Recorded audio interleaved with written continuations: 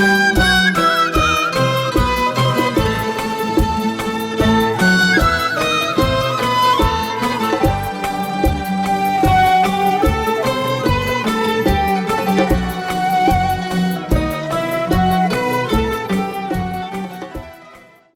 به مهمانان صحیفه هزار کتاب و هواداران کلامی بده.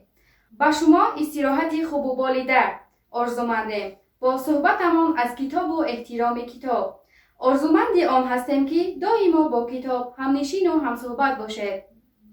امروز صحبت ما از کتاب تازه نشر سفرزاده احسان تحت عنوان هویت ملی در آثار پوبلیسیستی صدرالدین عینی.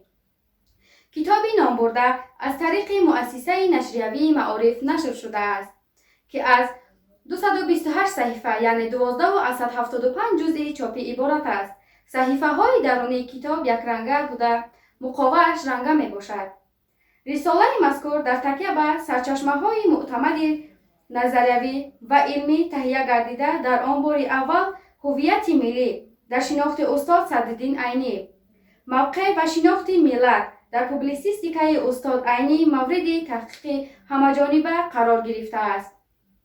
نتیجه های تحقیقات می توان در سمت همجوار علمی، ادبیات شناسی، ژورنالیستیکا، فلسفه و تاریخ استفاده شود. همچنین این کتاب برای نظریه عینی شناسی تاجیک، شناخت استاد عینی در راه مبارزه هایش در سمت تاجیک شناسی مواد می دهد. کتاب را از مغازه های کتاب می توانید دسترس نمایید.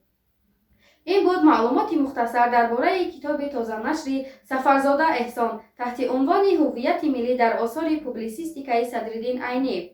نوابسته از تضادهای زندگی با شما تنها کتاب همنشین و همصحبت است، زیرا یگانه دوستی که شما را فریب نمی‌دهد و به آزار است این کتاب می باشد. کتاب خوانید و با ما باشید. پخش نمودن تکمچه قید را فراموش نکنید. خیر دوستان عزیز، تا نشر نوبتی صحیفه هزار کتاب.